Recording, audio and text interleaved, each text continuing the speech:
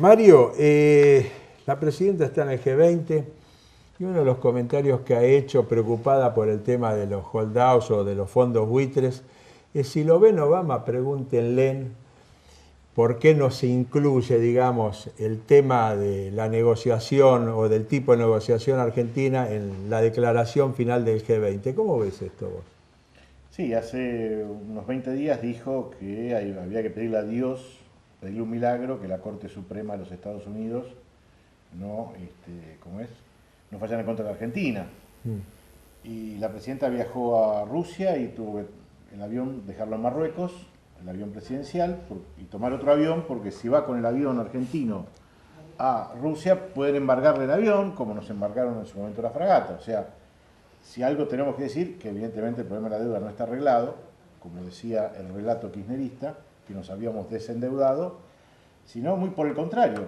Además, creo que la presidenta en el discurso del otro día fue reveladora los datos que dijo, cuando dijo que a ella la cuestionaban cuando ella era una pagadora serial, y que del 2003 al 2013 la Argentina, el gobierno de Néstor y Cristina, habían pagado de deuda externa 175 mil millones de dólares. ¿Habían pagado o se habían desendeudado? No, habían pagado. ¿Qué deuda había en el 2001 cuando entramos en default? Cuando Rodríguez Sá declara el default, la deuda externa argentina que estalló en ese momento era de 145 mil millones de dólares. Cristina dijo que pagó 173.000, que sí, que deberíamos ya casi no deber plata. No, ¿saben cuánto debemos hoy? El equivalente a 240.000 millones de dólares. ¿Por qué es esto?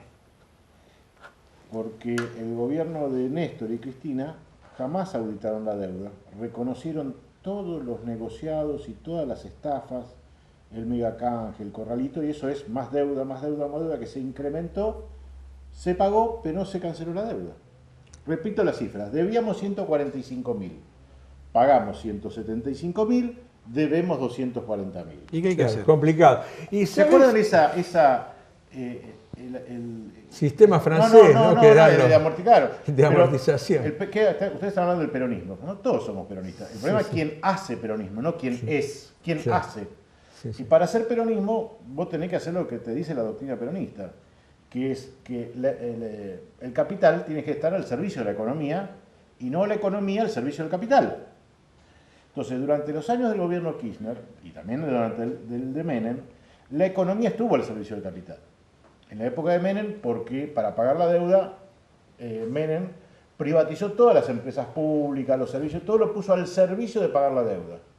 Y en la época de Kirchner, lo que hizo Néstor y Cristina fue, como ya no había más nada que vender, es tomar de la plata de los jubilados del ANSES, del Banco Central y de la coparticipación de las provincias, en especial de la provincia de Buenos Aires, tomar recursos para pagar la deuda. Nos estabas explicando vos, Mario, que bueno, que éramos pagadores seriales, pero que cada vez seguimos viendo más y te preguntamos cómo salimos de este atolladero. Vos decías pero el Perón básico. No, claro, o sea, la Argentina es un país rico, porque, fíjate, solamente evaluemos, en estos 10 años pagamos 175.000 millones de dólares, pero además dejamos que se fugaran del país 90.000 millones de dólares. Y además... Para eso el corralito está bien, entonces, el cepo de Moreno, y el para, cepo, para que no se escapen más. Son medidas de emergencia, son manotazos. Vos tenés que generar una situación donde el ahorro argentino quede en la Argentina, no ir a los palazos para que se quede. Vos tenés que buscar cómo se canaliza ese ahorro hacia la inversión que vos querés. Por ejemplo, el argentino sabe que el ladrillo es fundamental. Tiene la cultura del ladrillo porque venimos de los tanos, no sé. Entonces, bueno, vos generás mecanismos de inversión en la vivienda, en el hábitat. El país necesita un gran banco industrial. ¿Por qué? Porque hoy la mayoría de las industrias, las empresas son extranjeras. Hay que darle capital de trabajo y préstamos a la pequeña y mediana y a la empresa nacional en general, más que pequeña y mediana, al empresario nacional hay que fortalecerlo. Pero acá... Y la última, al emprendedor, al pequeño emprendedor. al que tiene una pequeña empresa de 2, 3, 5 empleados, al pequeño industrial. Acá tiene que haber un banco para emprendedores. Todas esas instituciones financieras son las que te permiten que el ahorro de los argentinos se canalice para el crecimiento y la prosperidad del país. Esto que decís está bien, pero en la realidad también acá se daba de que teníamos empresas fundidas con empresarios muy ricos, que en realidad tomaban crédito, pero no volcaban en su empresa, sino en su bienestar y en su patrimonio exclusivamente. Claro, eso y con la complicidad muchas veces de los funcionarios. Por eso tenemos que recuperar, digamos, la ética pública. Mario. Si no recuperamos la ética pública y no tenemos un Estado que sea honesto y transparente, no se puede hacer ninguna de estas políticas. Porque si no le voy a dar un préstamo, no le voy a dar a alguien que dé préstamo porque se va a quedar con el préstamo, con el vuelto, con todo.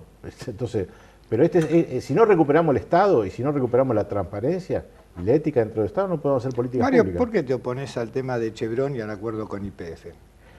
Bueno, Chevron es una empresa de las más importantes petroleras del mundo, norteamericana, es del grupo Rockefeller, pero esto no es el problema de la oposición que nosotros le hacemos. Nosotros creemos que esta técnica que se va a usar, que es el fracking, fracking que quiere decir que el petróleo ya no está en los pozos convencionales, sino que está encerrado en las rocas a 2.000, 3.000 metros, hay que hacer un pozo, hacer explosiones, inyectar 200 químicos con millones de metros cúbicos de agua y después sacar el petróleo y el gas. El resultado es la contaminación que eso puede provocar. Y esto le invito a la gente que por YouTube busque fracking, Gasland, y hay 4 o 5 películas muy interesantes de los efectos que tuvo el fracking en, por ejemplo, Pensilvania, Estados Unidos, donde los granjeros que estaban arriba de esos lugares de fracking, cuando abrían la canilla del agua les salía gas, porque se mezclan las napas, la de agua con la del fracking. Entonces, desde el punto de vista ambiental y de la salud, nosotros decimos, debe haber un estudio previo.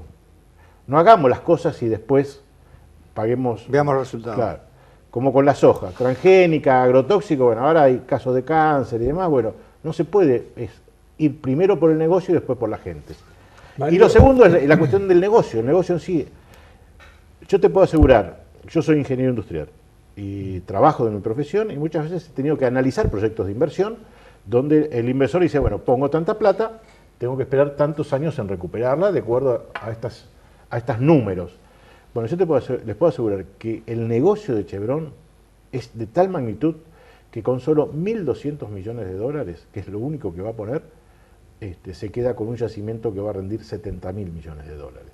Entonces la pregunta es, ¿por qué le tenemos que regalar esta renta a los extranjeros? ¿Por qué no las quedamos nosotros? Se podía haber hecho de alguna otra forma, porque el tema era salir a buscar dinero en las condiciones que está el país y buscar socios que sean posibles recaudadores, digamos, de una materia que en realidad es complicada para su extracción, como es este método del fracking que vos decís, que no se hace en todos lados y que, bueno, la Argentina tampoco tiene ninguna experiencia en esto. Teníamos otra posibilidad aparte de Chevron. YPF, yo cuando estaba en la facultad, estudiaba en la facultad, mirá los años que hace, ya nos enseñaban lo que era el petróleo y el gas de esquisto, que es que decían dentro de muchos años se va a extraer. Bueno, llegó, así como yo estoy más viejo, y YPF ya tenía experiencia en este tema, no es que no tenemos experiencia. Aparte vos podés hacer muchas maneras participar del capital extranjero. Vos en vez de entregar el 50% de una concesión, podés hacer una licitación para que te saquen el petróleo. Y llamás a una licitación y decís, che, a ver quién me saca el petróleo más barato.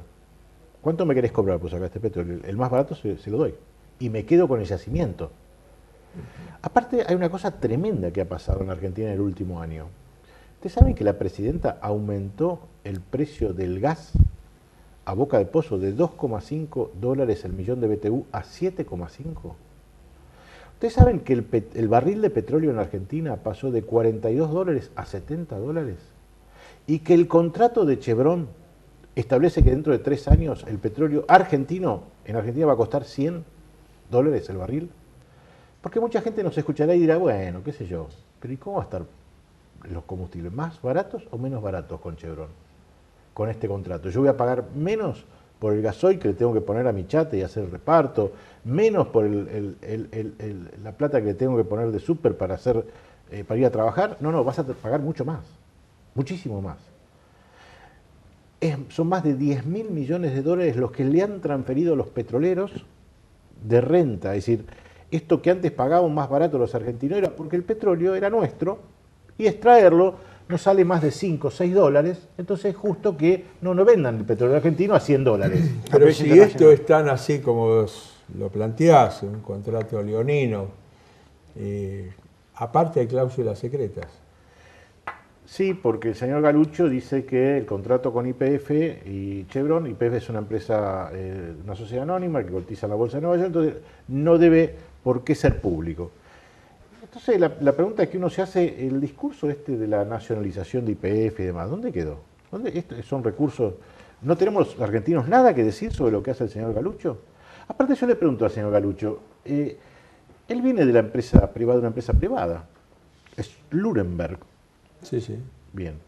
Ustedes saben que el 82% de los accionistas de Slurenberg son a su vez accionistas de Chevron. Bueno, ha tenido buenas relaciones, se ve. O sea, ¿para dónde sigue trabajando él? ¿Para nosotros o para sus antiguos patrones?